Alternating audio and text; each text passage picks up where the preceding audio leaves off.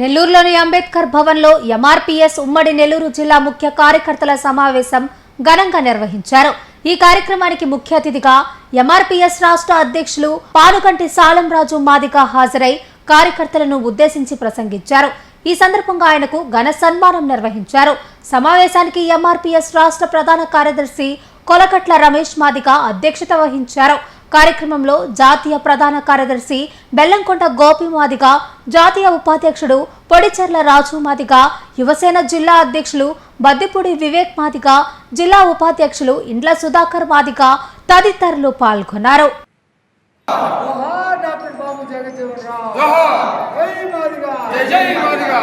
నెల్లూరులోని అంబేద్కర్ భవన్లో ఎంఆర్పీఎస్ ఉమ్మడి నెల్లూరు జిల్లా ముఖ్య కార్యకర్తల సమావేశం ఘనంగా నిర్వహించారు. ఈ కార్యక్రమానికి ముఖ్య అతిథిగా ఎంఆర్పీఎస్ రాష్ట్ర అధ్యక్షులు పానుగంటి సాలంరాజు మాదిగ హాజరై కార్యకర్తలను ఉద్దేశించి ప్రసంగించారు. ఈ సందర్భంగా ఆయనకు ఘన సన్మానం నిర్వహించారు. సమావేశానికి ఎంఆర్పీఎస్ రాష్ట్ర ప్రధాన కార్యదర్శి కొలకట్ల రమేష్ మాదిగ అధ్యక్షత వహించారు. కార్యక్రమంలో జాతీయ ప్రధాన కార్యదర్శి బెల్లంకొండ గోపి మాదిగ, జాతీయ ఉపాధ్యక్షుడు పొడిచెర్ల రాజు మాదిగ, యువసేన జిల్లా అధ్యక్షులు బద్దిపూడి వివేక్ మాదిగ, జిల్లా ఉపాధ్యక్షులు ఇండ్ల సుధాకర్ మాదిగ తదితరులు పాల్గొన్నారు.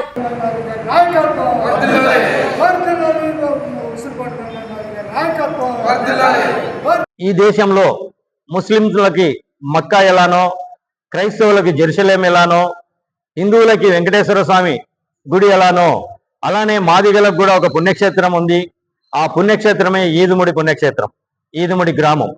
ఆ గ్రామంలోనే ఎంఆర్పీఎస్ ఉద్యమం 30 సంవత్సరముల కిందట ఎంఆర్పీఎస్ ఉద్యమం 20 మంది యువకులతోటి ఏర్పడి ఈరోజు భారతదేశంలోనే ఒక సంచలనాత్మక ఉద్యమంగా హక్కుల కోసం ఏ త్యాగాన్నైనా చేసే విధంగా మాదిగ జాతి ఉద్యమం ఈరోజు చరిత్రలో నిలబడిన దానికి కారణం ఏదంటే ఆ ఈదుముడి పుణ్యగడ్డ అని చెప్పేసి ఈ సందర్భంగా తెలియజేసుకుంటూ 31వ సంవత్సరం దాటి 32వ సంవత్సరంలోకి అడుగెడుతున్న క్రమంలోనే ఈదుముడిని ఒక పుణ్యక్షేత్రంగా తీర్చిదిద్దే ఆలోచనతో అక్కడ శంకుస్థాపన కార్యక్రమాన్ని ఏర్పాటు చేయడం జరిగింది.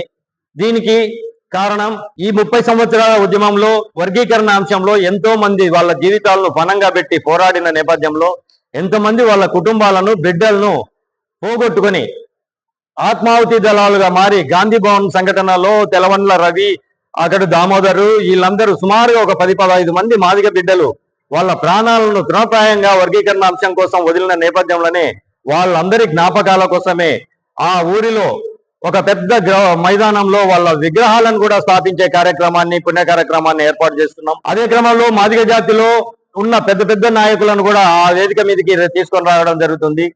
అతి పెద్ద జనాభా కలిగిన తెలుగు రాష్ట్రాల్లో అతి పెద్ద జనాభా కలిగిన జాతి ఏదన్నా ఉందంటే అది మాదిగ జాతి. ఈ రోజు మాదిగ జాతికి దిశానిర్దేశం తీసుకోవాల్సిన అవసరం ఉంది కాబట్టి ఆ ఈదుముడి వేదికగానే భవిష్యత్ కార్యాచరణను మేము తీసుకోవడానికి ముందడుగు వేస్తున్నాం. అందుకనే ఆంధ్రప్రదేశ్ లో ఉన్న, తెలంగాణలో ఉన్న మాదిగల యావత్తు ఆ ఊరికి రావాలని చెప్పేసి మేము పిలుపునిస్తున్నాం. ఆ పిలుపులో భాగంగానే మాకైతే ఉద్యమ స్ఫూర్తి వచ్చింది. ఈ 30 సంవత్సరాల పోరాటంతో మాకు ఆత్మగౌరవం వచ్చింది. ఈ ఉద్యమం స్ఫూర్తితోనే మేము పోరాడే శక్తి, ప్రశ్నించే తత్వాన్ని నేర్చుకోగలిగినాం. మేము నష్టపోయింది ఎక్కడంటే వర్గీకరణ సాధించుకున్నాం కానీ మేము రాజకీయంగా చాలా నష్టపోయిన సందర్భాన్ని మేము ఈరోజు గుర్తు చేస్తున్నాం. ఈ 30 సంవత్సరాల పోరాటంలో సింగిల్ ఎజెండా వర్గీకరణ మీదే మా దృష్టి పెట్టాం. వర్గీకరణ సాధించుకోవడానికి 30 సంవత్సరాలు పట్టింది. మేము రాజకీయంగా ఒక అడుగున ముందుకేసింటే ఈ రోజు రాజకీయ శక్తిగా ఎదగడానికి కూడా సైమల్టేనియస్ గా వర్గీకరణ సాధనతో పాటు రాజకీయ శక్తిగా ఎదిగేదానికి కూడా అవకాశం ఉండేది. అక్కడ మేము తీసుకున్న నిర్ణయం ఈ రోజు 32 సంవత్సరాలలో మేము నష్టపోయిన దాన్ని తిరిగి మేము జాతికి సాధించి పెట్టే క్రమంలోనే 32వ సంవత్సరంలో రాజకీయ శక్తిగా మాదిగలు ఎదగాలని చెప్పేసి ఆ ఆకాంక్షతోనే రాజకీయ శక్తి కోసమే రేపు 32వ సంవత్సరంలో ఒక నిర్ణయం తీసుకోబోతున్నాం. మాదిగలు రాజకీయ శక్తిగా ఎదిగితే ఆంధ్ర, తెలంగాణ రాష్ట్రాల్లో మాదిగలను కలిసి వచ్చే ఏ సంఘాన్నైనా కలుపుకొని రాజకీయ శక్తిగా ఎదగడానికి డాక్టర్ బాబాసాహెబ్ అంబేద్కర్ ఏదైతే ఆశించాడో రాజ్యాధికారమే అంత్య ధ్యేయం అని చెప్పేసి ఆ రాజ్యాధికార దిశగా మాదిగలు అడుగు వేసేదానికి కూడా మేము ప్రణయానికి సిద్ధం చేసుకుంటున్నట్టుగా ఈ సందర్భంగా తెలియజేస్తున్నాం. అదే క్రమంలో ఈ రోజు భారతదేశంలో మనం ఒకసారి రాజకీయ పరిణామాలను ఆలోచించాల్సిన అవసరం ఈ రోజు అందరి మీద ఉంది. ఈ రోజు మనువాదం ఒక పక్క, అంబేద్కర్ భావన ఒక పక్క. అంబేద్కర్ వాదం మీద మనువాదం ఇబ్బందికరమైన పరిస్థితుల్లో దాడి చేయడం జరుగుతుంది. అంబేద్కర్ రాజ్యాంగం మీద దాడి చేయడం జరుగుతుంది. ఈ రోజు మనం గమనిస్తూనే ఉన్నాం. మణిపూర్ లో అల్లర్లు జరిగినాయి, అది మత విద్వేషమైన అల్లర్లు జరిగినాయి. ఆంధ్రప్రదేశ్ లో చర్చిల మీద దాడులు జరుగుతున్నాయి, అది కూడా క్రైస్తవ చర్చిల మీద దాడులు జరుగుతున్నాయి, పాస్టర్ల మీద దాడులు జరుగుతున్నాయి, అమాయకమైన మహిళల మీద దాడులు జరుగుతున్నాయి, ముస్లింస్ మీద కూడా దాడులు జరుగుతున్నాయి. మేమంటున్నాం మన భారతదేశంలో లౌకికవాద దేశం అని చెప్పేసి మనం చెప్పుకుంటున్నాం. ఎవరైనా ఎవరికి ఇష్టం వచ్చిన మతాన్ని అయినా తీసుకోవచ్చు, ఏ గుడికైనా వెళ్ళొచ్చు, ఏ మతాన్ని అయినా ప్రచారం చేసుకునే హక్కు మనకు ఈ రోజు రాజ్యాంగం కల్పించిందని చెప్పేసి మనం చెప్తున్నాం.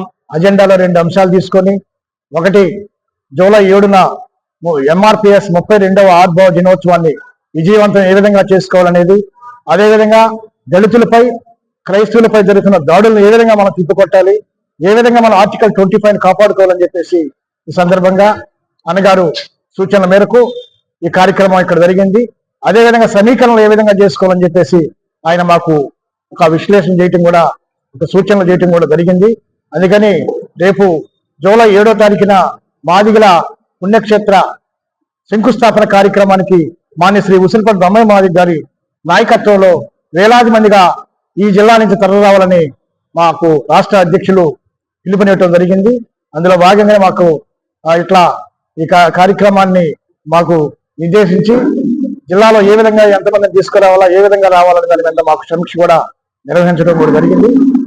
Narayana residential schools, Dhanalakshmipuram, Nellore. Andhra Pradesh 10th ఫలితాల్లో రికార్డులను తిరగరాస్తూ మరే విద్యా సంస్థ అందుకోలేని ఎత్తులో విజయకేతనం ఎగురవేసింది నారాయణ రెసిడెన్షియల్ స్కూల్స్, ధనలక్ష్మీపురం, నెల్లూరు. 600 మార్కులకి 598 మార్కులతో కేతాన్ అగ్రస్థానంలో నిలవగా, 596 మార్కులతో సాయి అక్షితారెడ్డి, నవ్యలోహిత రెడ్డి 595 మార్కులతో సిహెచ్ ఆశ్రయ్ రాష్ట్ర స్థాయిలో అద్భుత ఫలితాలను నమోదు చేశారు. అంతేకాకుండా 590+ మార్కులతో 25 మంది, 580+ మార్కులతో 80 మంది, 570+ మార్కులతో 141 మంది, 550+ మార్కులతో 223 మంది విద్యార్థులు విజయకేతనం ఎగురవేశారు. 100% పాస్ పర్సెంటేజ్ తో, 544 బ్రాంచ్ యావరేజ్ తో మరే ఇతర విద్యా సంస్థలకి సాధ్యం కాని స్థాయిలో ఒకరు కాదు, ఇద్దరు కాదు, స్కూల్లో ఉన్న ప్రతి విద్యార్థిని టాపర్ గా తీర్చిదిద్దుతూ నారాయణకు పోటీ నారాయణే అని మరోసారి నిరూపించింది నారాయణ నెల్లూరు. 2026-27 విద్యా సంవత్సరానికి అడ్మిషన్లు ప్రారంభం.